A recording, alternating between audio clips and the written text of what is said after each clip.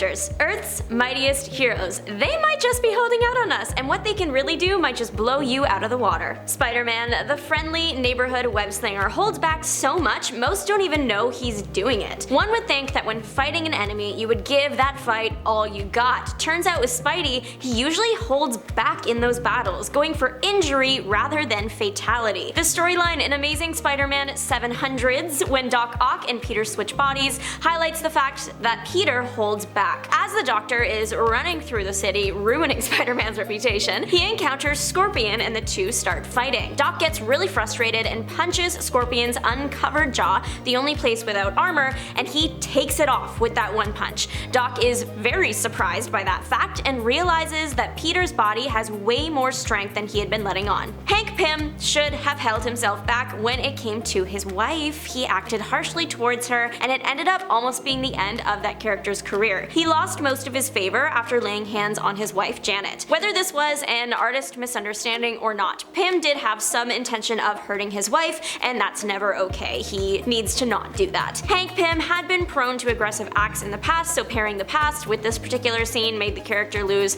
a lot of favor with fans and resulted in some pretty serious consequences. He was kicked off the Avengers. Instead of, cutting his losses, taking some time to work on himself, learn from his mistakes, Hank decided to make a robot. The robot would attack the Avengers mansion and would be unbeatable for everyone except Hank, because he would build in a failsafe only he could stop. Well, he couldn't stop it, and Janet stepped in to save the day. Then she divorced him. Does all of Moon Knight need to hold back? I would actually argue that his many personalities are trying their hardest to hold each other back, pushing and shoving at each other to be the one controlling the ship until they all learn to live with each other, that is. Moon Knight was once a slightly obscure character in the eyes of the general public, but then Oscar Isaac brought the character to the screen and suddenly Moon Knight was all over the internet. For good reason. The show was awesome and it's Oscar Isaac. Moon Knight once joined the West Coast Avengers but hasn't always been an ally. He did defeat the Avengers once and has claimed that even he doesn't know what he's capable of. That might come from the fact that Mark Spector is acting as the avatar for a god. Gods, traditionally in the Marvel Universe, have powers beyond human imagination. Understandable that if Moon Knight's powers are drawn from a god, he doesn't really know everything he is capable of yet. The god that he gets his powers from is the Egyptian moon god, so when there is a supermoon, Moon Knight gets even more powerful. If you happen to be winning a fight against Moon Knight, you might be a god, or he might be holding himself back and letting you win. Not only does he have immeasurable power, the avatar comes with perks like being able to survive in places with no breathable atmosphere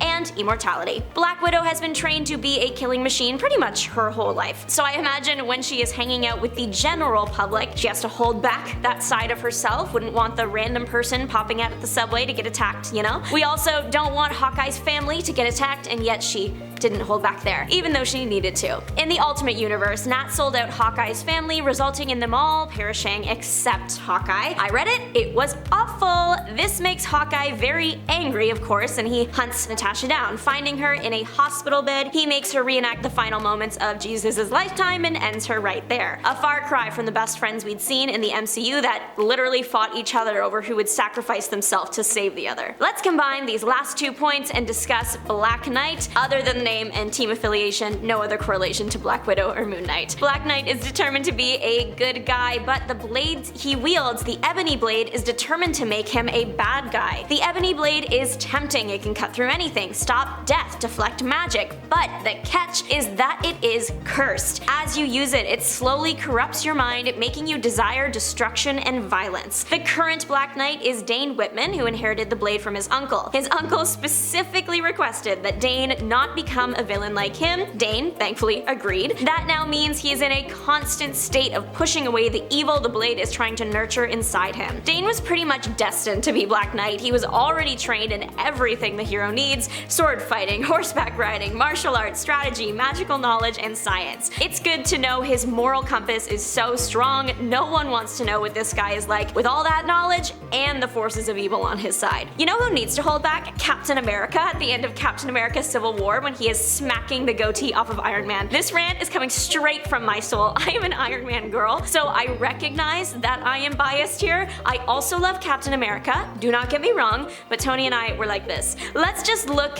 at that end scene. Cap Cap knew that smashing the arc reactor in Tony's suit would shut it down, and without the suit, Tony is just a guy. A smart guy, but just a guy, not the kind that could take on Cap and the Winter Soldier without his armor. But Captain America also probably knew, feel free to correct me, but he probably knew that for a long time, the arc reactor was the only thing keeping Tony alive. Smashing it not only was scary for Tony because he thought Cap was originally going for his neck, so it shut down his suit and he was powerless, and though Tony fixed the shrapnel problem and the arc reactor was just there to power the suit, he had the arc reactor as his heart for years. I imagine that Cap smashing the reactor probably resulted in some mental trauma. Tony was basically watching his heart get literally destroyed. So physical trauma, mental trauma, psychological trauma, he is collecting them like Infinity Stones. Was it a smart move on Cap's part? I would argue yes. I get that the Captain has a lifelong love for his best friend and wants to protect him. It was a brutal watch. Tony Stark, though, isn't faultless. He's got one of the greatest minds, but sometimes ideas can stay on the shelf or in the workbook. Cinematic Tony, we didn't need to create Ultron. Comic Tony, we didn't need to clone Thor and make evil Thor. The greatest minds can truly cause the greatest destruction. Most of Tony's plans start with good intentions. He created Ultron as part of a peacekeeping initiative. He just didn't realize that his software could be corrupted in the way that it was. Tony sometimes has a tendency to think he is the smartest person ever, and that can lead to him not seeing all the angles, not realizing that his plans might have a fault in there, and that can lead to some serious problems. What happened with Ultron is actually very similar to what happened when he cloned Thor. Thor had disappeared, but Tony needed Thor specifically, so he, without consent,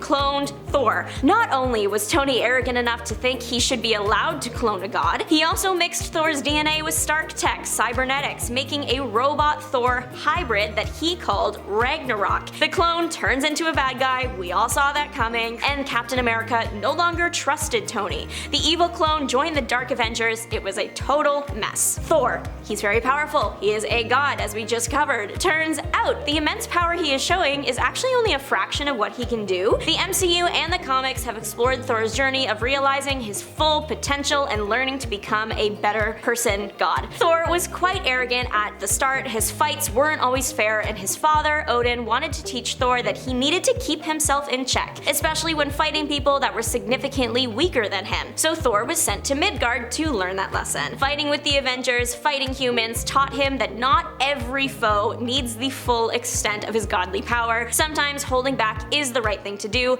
Not every foe needs to be completely obliterated. Bruce Banner is always holding back in the movies and the books. In the movies, he literally says he is always angry. That implies that he's always on the brink of turning into the Hulk, but has to hold back because he doesn't want to destroy everything in a 20-mile radius. It's a good thing he has a good head on his shoulders. The mental strain of being the Hulk would not be for the faint-hearted. Though Banner does the best he can, there are unfortunately many examples of him losing control, resulting in the Hulk being incredibly destructive, like that time he went on a rampage through Vegas, or when he was out of his right mind and fought the Avengers to try and get with She-Hulk, yeah, his cousin. In the old Logan world, he actually did get with her, and them and their weird offspring ruthlessly ruled the Wild Wild West. The Hulk terrorized New York at one point, he hunted the Avengers and Fantastic Four, just overall deranged, scary action, some done by alternate universe versions of Hulk. I can't think of another Avenger who needed to hold back the way that Scarlet Witch did. She eliminated an entire genre of human. I am, of course, talking about the time Scarlet Witch said no more mutants and removed the mutant abilities of almost every mutant on Earth. She didn't mean no more mutants like make them disappear, she meant to remove their powers. The problem with that is a lot of mutants' lives are tied to their powers. You take the power away, you take the life away. She was experiencing a mental break when she made the hex, but that doesn't excuse it. Even before she said the sentence that changed the world, she already took out some other Avengers, including Hawkeye, Ant-Man, and Vision. This is not one of Wanda's shining moments. It took a lot for mutants and the Avengers to trust her again. She helped bring people back, and that was nice and won her some favor, but lots of people still fear her. Thanks so much for watching. Don't forget to like, subscribe, and make your mark on the comment section down below. Let me know your favorite Avenger. You know mine, I want to know yours. This is Juliana, signing off. Bye!